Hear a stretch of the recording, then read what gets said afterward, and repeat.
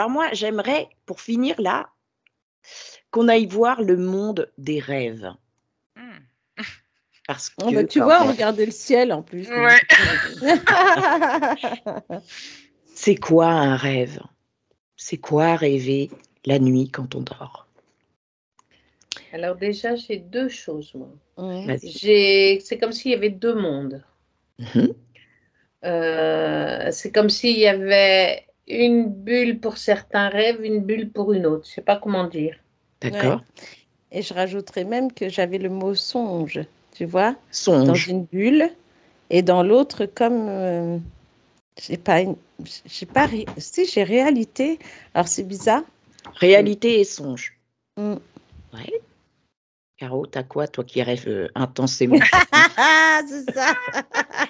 Moi, je suis perturbée parce que je vois plusieurs trucs. Je vois, c'est comme si on était multipliés la nuit en je sais pas combien.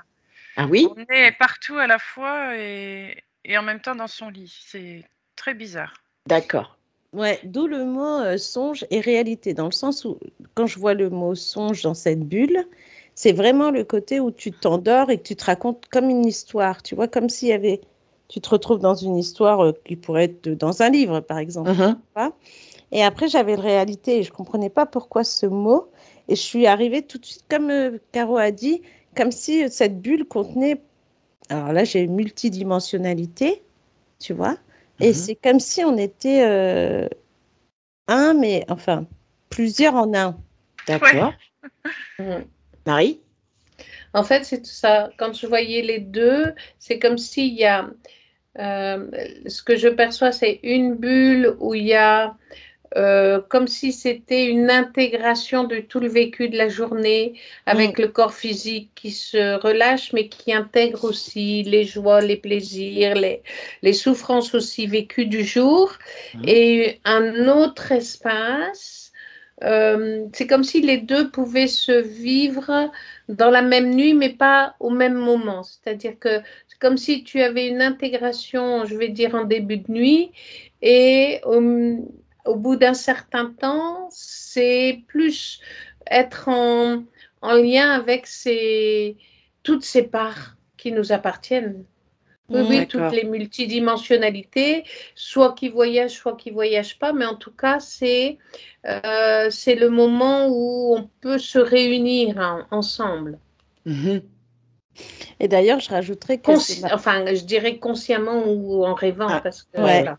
Parce que de ce que tu dis, Marie, quand tu expliques le fait de refaire sa journée, on a l'impression que si on découpe le rêve, tu commences ta nuit, en fait, par ce moment-là, par tout ce que tu as vu dans la journée. D'où le côté où même tu pourrais te dire, bah, tu ressasses, en fait, où tu reprends toute ta journée et puis tu mets des points sur ce qui a été, ce qui n'a pas été, comme un bilan de la journée. Qui va après t'emmener. Alors, c'est marrant parce que j'avais plusieurs choses, parce que après ça, comme si on t'emmenait après dans un sommeil de plomb. C'est quelqu'un qui va s'endormir, qui va encore avec son mental faire tout plein de trucs, et le bilan de sa journée, et puis pof, après il s'endort. On dirait vraiment du plomb, quoi. Et puis il y a ceux qui tombent pas tout de suite, qui font pas forcément le bilan de leur journée, mais comme si tu vois ce qu'on disait tout à l'heure avec Caroline, le fait de regarder ce ciel. Tu vois, je sais pas comment expliquer ce que je vois, mais c'est comme si tu voyais le ciel étoilé, tu regardes un ciel étoilé allongé dans l'herbe, on va dire. Sauf qu'après, ça va t'emmener dans tout je sais pas, comme dans une prise de conscience, et qui va, au contraire, t'emmener dans un sommeil, mais pas de plomb, pas rêveur, mais plus dans un côté comme si on t'emmenait ailleurs. Alors ça, je sais pas pourquoi c'est comme ça. D'accord. Mais comme si tu finissais par tu te retrouvais dans une de tes multidimensionnalités, sans le vouloir, et qui fait que bah, tu peux après virevolter partout, quoi. C'est étonnant, là. Enfin, c'est étonnant sans l'être. Hein. En fait, c'est comme si on dort, certes, on est inerte comme ça, mais en fait, on vit partout ailleurs. Voilà. On continue notre journée. notre journée, mais ailleurs, mais à plein d'endroits. Ouais. Regarde des en milliers plus. d'endroits, quoi. Voilà, parce que... Et regarde en plus, quand on regarde le corps physique qui est allongé, tu as l'impression de voir que juste, tu vois, l'enveloppe. Ouais. Et c'est marrant parce que là, le fait qu'on aille dans l'éther voir tout ça, on a l'impression que finalement, tu vois, là, c'est le corps physique qui est au repos. Oui. Et c'est les multidimensionnalités qui prennent le relais. D'accord. Oui, c'est ça. Voilà. Alors, si vous regardez quelqu'un de conscient de qui il est, c'est-à-dire qui a pris conscience de cette réalité, etc., et qui rêve, et une personne qui a aucune conscience de ce qui se passe, qui est vraiment dans le système, est-ce que les rêves sont différents? Bah, écoute, quand tu as dit ça, moi, j'ai eu tout de suite ce bilan de la journée et ce sommeil de plomb. Tu vois, que je t'ai dit tout à l'heure. D'où ce côté non conscient, finalement. Tu vois, ceux qui vont vraiment refaire leur journée, même se dire « Ah, j'ai oublié de faire ci, j'ai oublié de faire ça », puis après, au fur et à mesure qu'ils pensent, ils s'endorment. Oui, ils sont dans le mental et ils s'endorment. Ouais. Voilà. Donc Ouais. ça, c'est sans la prise de conscience. Quelqu'un qui n'est pas conscient, en fait, il fait des choses aussi comme l'autre, mais beaucoup moins profondes, mais il s'en souvient pas. Voilà, c'est ça. D'où ce sommeil de Parce plomb. que pour lui, c'est... Ouais, Ça fait pas... Comment expliquer? C'est pas que ça fait pas partie de lui, mais c'est Pour pas lui, son dormir, problème. c'est dormir. Voilà. Voilà. C'est se reposer. Après, il va peut-être se rappeler des rêves, et encore, il y en a, ils disent, bah non, la plupart du temps, ils vont dire qu'ils rêvent pas, quoi. Enfin, ils n'ont pas l'impression de rêver parce qu'ils s'en rappellent pas. Ouais. Alors, ceux qui s'en rappellent pas, mais qui sont conscients, Pourquoi ils s'en rappellent pas? Ouais. On dirait que c'est fait exprès. Hein. Tu sais, c'est chute, il y a quoi. aussi un peu comme des sécurités. Ouais. Alors, oui. C'est comme s'il fallait, tu peux pas tout ramener d'un coup. Donc, après, tu as aussi au réveil ta présence au quotidien, vivre l'instant présent, et que si tu ramènes sans arrêt ce que tu fais dans tes multidimensionnalités, ça t'empêche d'être dans ton corps incarné. Oui. Donc, il y a une espèce alors, il y en a certains qui peuvent s'en souvenir parce qu'ils arrivent c'est comme s'il y avait c'est comme s'ils avaient cette faculté supplémentaire. Puis, il y en a d'autres qui ont tellement besoin d'être dans l'instant présent qu'ils ne peuvent pas se souvenir.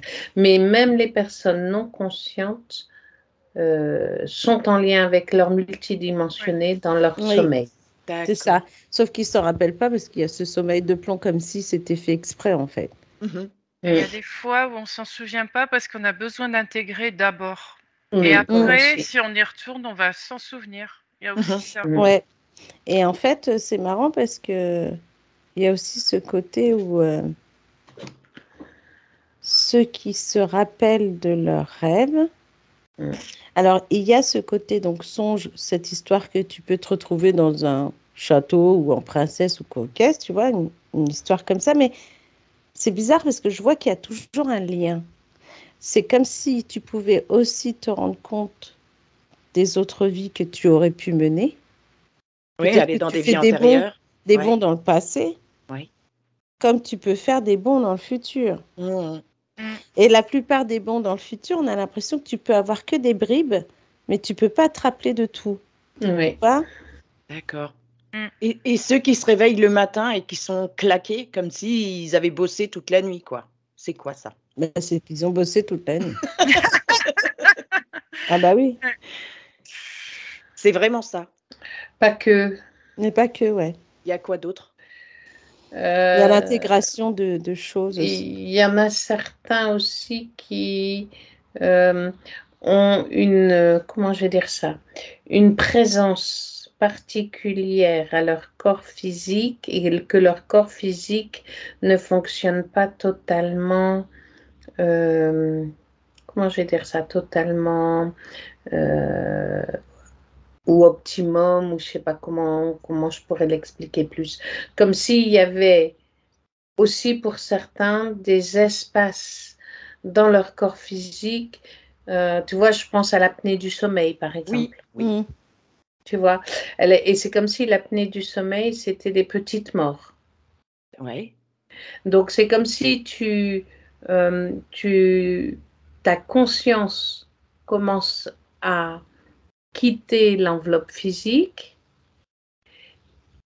pour aller voyager, mais il y a le corps physique qui n'est pas tout à fait prêt et du coup, il rappelle la conscience. Tu vois, c'est comme s'il y avait des allers-retours sans arrêt qui ne sont pas totalement, qui ne peuvent pas être contrôlés et qui sont fatigants pour le corps physique parce que c'est comme s'il ne pouvait jamais rentrer dans le sommeil profond.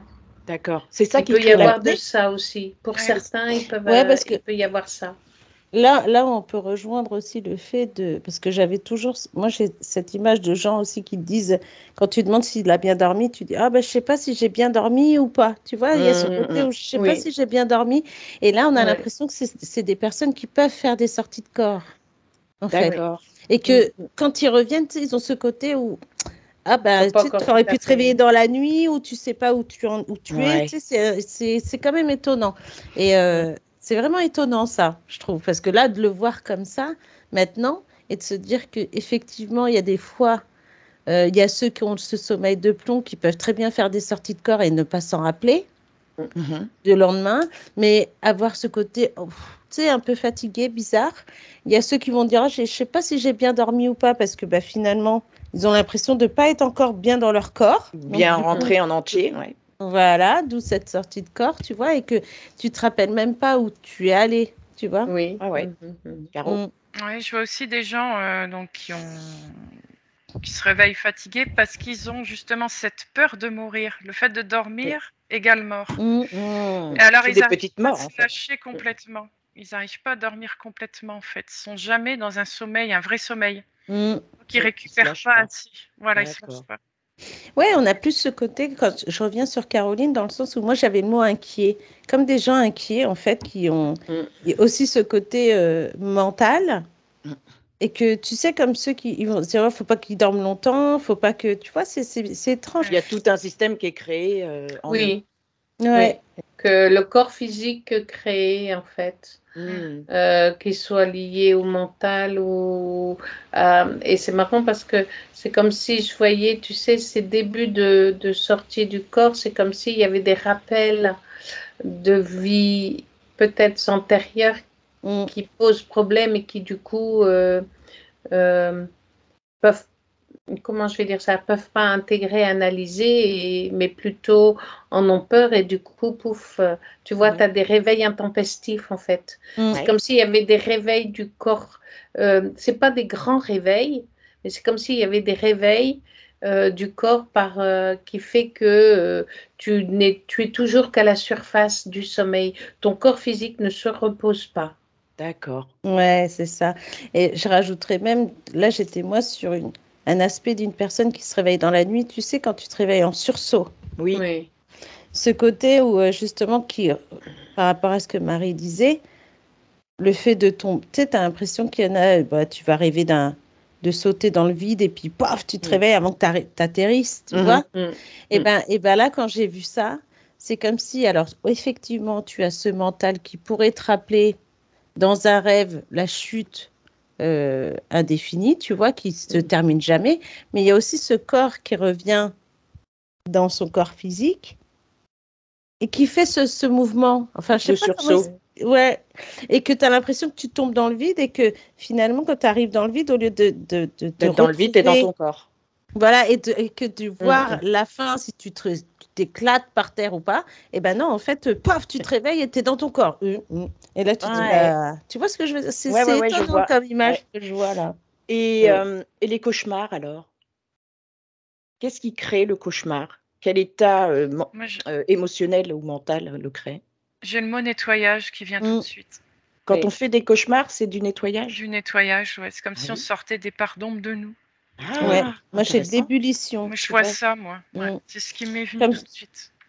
Et je rejoins Caroline parce qu'on a l'impression d'une marmite en ébullition, tu sais, et que tu es obligé de lâcher comme une cocotte minute qui finit par siffler, là. Ouais. Tu vois? Et que là, en fait, si tu retiens, tu as l'impression qu'après, même dans dans ton corps physique, ok, certes, tu ne te ressens pas, mais c'est dans la nuit, tu vas t'endormir et puis ça va bouger dans tous les sens, tu vois, on a l'impression que toutes les peurs ressortent, les doutes. Tu vois ce que je veux dire? Le cauchemar qui arrive. Pas de sécurité, oui. Voilà, pas de protection, rien, tu vois. Et ça, c'est comme un nettoyage, on expulse, on transmute des peurs. Ouais.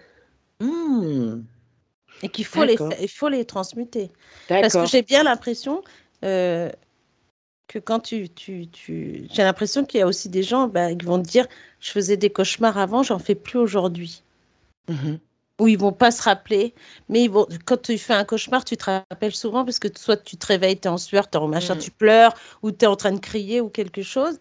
Et on a l'impression vraiment, je rejoins Caroline dans le fait de nettoyer, parce que plus tu vas en nettoyer et moins tu feras des cauchemars finalement. D'accord. Donc les enfants qui font des cauchemars, les terreurs nocturnes, finalement. C'est de la transmutation de peur. Voilà, c'est ça. Oui. Ah, d'accord. C'est tout le côté psy qui travaille en fait là. D'accord. Les peurs inconscientes, etc. Ouais, c'est ça. Alors, et ceux qui peuvent être liés même à des mémoires très anciennes. Ah oui. Qui reviennent et qui doivent être nettoyés. C'est ça.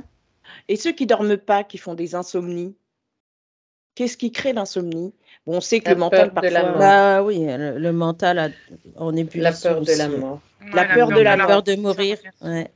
C'est la première. Il y a des personnes qui, s'ils sont allongés, et voilà, c'est ça. Ça bloque tout. On est sur et il y a une espèce de crispation, même au niveau du corps physique, qui n'arrive pas à se relâcher. Et il y a comme... Alors, c'est marrant que tu dises ça, parce que j'ai la sensation aussi que c'est comme s'il y avait une espèce de boucle. Je ne vais pas dire un monde sans fin, mais tu sais, ou revivre la même journée, ou comme s'il y avait quelque chose qui les empêchait de dépasser. C'est très bizarre ce que je ressens, parce que c'est comme s'ils n'arrivaient pas à dépasser une espèce de traumatisme, peut-être même pas conscient, ou inconscient. Qui du coup, c'est comme s'il y avait une espèce d'enfermement comme ça, et du coup, leur conscience multidimensionnelle ne peut pas être touchée, je sais pas comment dire, c'est pas touché, c'est... S'ils arrivaient à dépasser ça, à s'endormir, du coup, ils pourraient toucher leur unité totale et entière, et que là, ils restent bloqués que dans le corps physique. Ah ouais. Et moi, j'ai aussi le fait de... Moi, j'ai aussi ce mental encore qui est là et qui t'empêche de dormir parce que finalement, évidemment, il y a cette histoire de mort, mais il y a aussi tout... Tu sais, ceux qui ont trop de problèmes et qui ne veulent pas en parler. Et que c'est la nuit qu'ils peuvent se retrouver. Voilà, ça bloque. C'est comme si comme si tu avais un énorme sac sur le dos et que finalement, le sac, il se vide le soir et puis là, tu es là et puis tu veux même pas dormir parce que tu as tellement de choses en fait qui sortent et que tu peux pas t'endormir comme ça. Et c'est fou parce que ça rend les gens très électriques après. Oui. Bah oui, le manque de sommeil. Et regardez les parties multidimensionnelles de ces gens-là. C'est comme s'il y avait une séparation. Quelque chose qu'ils n'arrivent pas à toucher, tu vois. D'accord. Elles sont présentes, mais c'est comme s'il y avait une espèce de voile autour et ils n'arrivent pas à les atteindre. C'est comme si les multidimensionnalités étaient face à ce corps et qui regardent, l'air de dire c'est dommage. C'est ça. On travaille. C'est ça. Quand elles sont réunies. D'accord. Et est-ce qu'on peut se faire interférer, embêter, impacter dans les rêves? Est-ce qu'ils en profitent aussi pour ça? Oui. Le oui est clair, oui. Donc, qu'est-ce qu'il faut faire avant de s'endormir pour ne pas être impacté, d'après vous? Là, j'entends rien. Dans le sens où c'est presque même pas le corps physique qui gère ça. C'est qui? C'est lequel? C'est tes multidimensionnalités, en fait. C'est elle qui gère. On a l'impression qu'il y en a tellement qu'il y en a qui pourraient bon, pour exagérer le truc, imaginons que tu as un corps multidimensionnel en guerrier avec son épée et que après tu te réveilles, tu penses que tu as fait la guerre, machin. Tu vois ce que je veux dire? Tu étais dans un rêve avec la guerre. Et ben, c'est presque comme si tu te battais avec des entités, quoi. Ouais, c'est ça, d'accord. Parce qu'on a bien vu dans certaines sessions clients que pendant les rêves, les gens, on venait les chercher pendant les rêves. Est-ce que c'est des gens qui ont donné des consentements, ça? Qui se laissent embarquer comme ça? Ouais, c'est des gens qui ne se rendent pas compte du danger, en fait. Ils testent. Ah ouais, ils expérimentent. C'est une expérience. Ouais, et puis en fait, moi, j'avais aussi le fait de... Je ne sais pas pourquoi j'ai cette image-là. Les filles, elles me diront, mais c'est comme si une personne là, tu vois qu'elle a des soucis avec quelqu'un d'autre. Par exemple, une mauvaise entente ou que la personne, elle craint cette personne-là. Eh ben, dans les rêves, il y a comme un étouffement. Comme si tu te vois avec cette personne et qui t'étouffe ou qui t'envoie des trucs. Et tu vois ce côté presque cauchemardesque. Et que parce que tu sens que cette personne-là, déjà, dans le physique, tu la ressens pas, tu te poses des questions. Et en fait, dans la nuit, tu vas la revoir et puis dans un état vraiment dégueu, pas très beau. Et que finalement, le lendemain, tu vas pas être bien devant cette personne. Ah oui. Et tu vas avoir aussi les informations que cette personne n'est vraiment pas forcément bien. Tu vois ce que je veux dire ou pas? Oui. Et c'est fou parce que j'ai... alors ça n'a rien à voir, mais j'ai l'opposé de ça. Oui, tu sais, j'allais te le demander.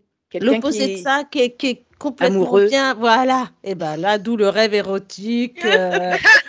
Tu vois, j'ai vraiment ce côté où la personne qui regarde puis qui finalement s'endort et se retrouve à rêver. Puis le lendemain, tu es gêné devant la personne parce que, oh là là, mon Dieu, qu'est-ce que j'ai rêvé en plus? Qu'est-ce que c'est que ce truc? Et bien en fait, c'est exactement ça. Et c'est fou, quoi. Ah non, c'est génial, en vrai.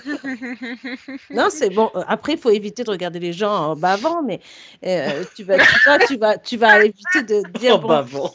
Non, tu vas prendre quelqu'un qui va regarder Brad Pitt à la télé, puis le soir, voilà, il va s'endormir, il va arriver de Brad Pitt et puis tout ce qui va avec. Tu vois ce que je veux dire?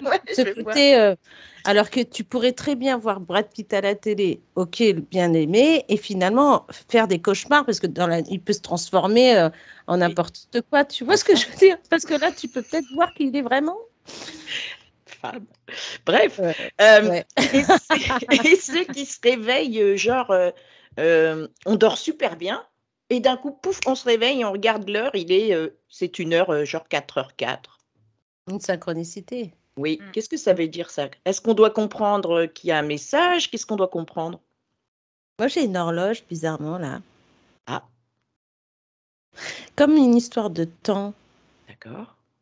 Bon, c'est normal, oui, vu que tu regardes l'heure, c'est une synchronicité, mais je sais pas, c'est comme s'il y avait une histoire de, je sais pas, de temps, comme si on va te dire que finalement le temps est compté, je sais pas. Qu'est-ce que c'est que ça?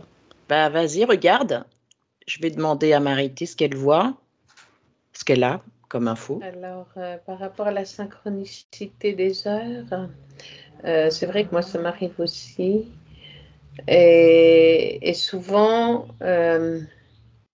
c'est comme si je m'étais programmée au niveau d'une autre partie de moi-même, ce réveil-là. Disons que ça peut en faire partie. C'est pas la seule explication, mais ça peut en faire partie. Donc, pour une chose précise que je m'étais mise en tête. Je ne sais pas comment dire, mais même pas forcément consciente dans mon corps physique, mais au niveau de mes autres parties éthériques. C'est comme s'il y avait une espèce de réveil et à ce moment-là, tiens, c'est marrant, c'est une heure, bon, je dois penser à quelque chose, mais comme je ne sais pas à quoi, j'envoie de l'amour, par exemple. Ouais. Par exemple, c'est pas forcé, hein. Par exemple. Et c'est comme s'il y avait une espèce de programmation. Quand elle parle d'horloge, Martina, je comprends, parce que c'est comme s'il y avait une histoire de programmation. On s'est programmé pourquoi ce jour, pourquoi cette heure-là, pourquoi à ce moment-là. J'ai pas la réponse. D'accord. Mais ça ressemble à une programmation. Ouais, j'ai même l'intégration même. Ouais, du coup, on intègre des nouveaux codes, peut-être, non? Des nouvelles informations. Oui, aussi. Oui. Caro, tu as quoi, toi? Alors moi, ça me montre comme quand on a des doutes, qu'on n'est pas sûr de ce qu'on voit, ce qu'on ressent, etc. Il y a des synchronicités qui se mettent en place dans notre vie pour essayer de nous montrer que si c'est vrai ce que tu fais, ce que tu ressens, etc. Et quand c'est pas suffisant, bah, ça peut se faire la nuit. La nuit, c'est plus percutant en fait. D'accord. Oui, tu intègres plus la nuit en fait. Oui. C'est un moment d'intégration pour nous, de repos du corps physique pour être en communion avec nos parts multidimensionnelles en fait. Ouais, et je dirais même que quand tu te réveilles comme ça et que tu vois l'heure, c'est comme si tu avais une réponse en fait. D'accord. Mais après, il faut savoir quelle question tu avais posée avant. Voilà. Et des fois, tu ne sais pas, mais des fois, mais des fois, tu le sais parce que c'est inconscient. C'est inconscient. Et c'est comme si c'était un premier réveil et après, tu en as un deuxième, comme si la synchronicité te réveille à 4h04, comme tu dis. Tu vas te rendormir, mais tu vas rester sur ce truc. Tu vas te rendormir, mais d'un sommeil plus léger. Et quand tu te réveilles, vraiment, il y a plein de choses qui t'arrivent, comme si tu intégrais des choses, mais toi, tu vas te poser la question, pourquoi je me suis réveillée à 4h04? Et puis, bah, tu vas avoir la réponse, finalement. À un moment donné, que ce soit, oui, voilà, que ce soit la radio, la télé ou devant ton nez parce que tu es en train de lire un bouquin, et ben là, tu auras la réponse. Tu vois? Mais moi, j'ai 100 millions de questions. Hein. Bon, on va peut-être faire ça en 2 parties parce que oui, ça serait intéressant. Ça serait intéressant de regarder tout ce qui est paralysie du sommeil aussi, tout ce qui est parler la nuit pendant ses rêves, c'est quoi, avec qui on parle. Ouais, c'est vrai parce que tu vois. Quand là, je voyais le côté rêve érotique, le côté cauchemar, et c'est vrai que tu as encore plein, tu sais, ça fait vraiment ce côté, tu montes, tu montes, tu montes, et plus tu montes, plus il y a des choses, en fait, d'où le côté psy qui entre en jeu, en fait. D'accord. Alors, est-ce qu'il est intéressant, avant de partir justement voyager la nuit, de se mettre une petite protection par le cœur, l'intention du cœur, pour justement voyager tranquillou, quoi? Ou comme tu dis, il n'y a rien à faire? Si, on peut. On peut, bien sûr. On peut, surtout les personnes qui travaillent pas sur eux-mêmes, qui n'y pensent pas. Pour eux, ils se sentent loin de tout ça. Ça peut apporter une sécurité. Ouais, mais regardez les filles en même temps.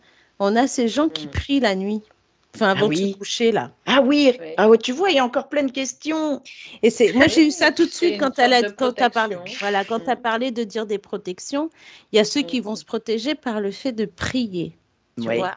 Prier, bon, évidemment, et ça, c'est marrant parce que la plupart du temps, le soir avant de se coucher, c'est là que les gens, ils sont détendus et qui vont demander encore plus de choses parce qu'ils sont dans le cœur, tu vois? Bah mais bon, après, attention, parce que là, de ce que je sais, à eux-mêmes. Voilà. Et si tu pries quelque chose, elle a pu te finir dans un autre truc aussi, quoi. Ouais, tu fais ton rêve, s'il te plaît, Jésus, fais quelque chose pour moi. Il arrive, Jésus, il arrive dans ton rêve. Je sais pas, Jésus. Oui, mais après, tu vois que. Et finalement, il te parle, et puis ça peut être un hologramme, et que tu crois finalement que c'est ça. Il y a tout ça, en fait. C'est incroyable. C'est un autre monde, le rêve. Moi, je dis qu'on y retournera.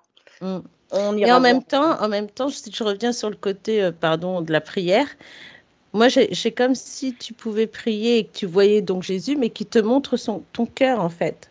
Tu vois? Ce côté où presque il te renvoie à toi-même. Tu vois? Débrouille-toi! Ouais. Enfin, il ne dit pas comme ça. Oui, moi, je ne l'ai pas entendu parler. Ouvre ton cœur. Sois dans ton cœur. Comme quand tu mets son doigt comme E.T. Regarde ton cœur. Ok. Le E.T. après. Alors, sur ces belles paroles de joie, évidemment, nous allons réfléchir à tout ça et justement peut-être faire une deuxième partie parce que moi, ça me brûle de questions. Donc, puis il y a plein de choses. Hein. Il y a tellement de choses à développer là-dessus. C'est très intéressant, effectivement. Merci, mesdames, pour toutes ces informations. Merci. Merci.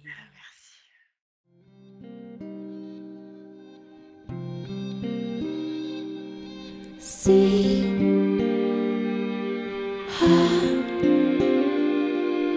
toi, si très ici.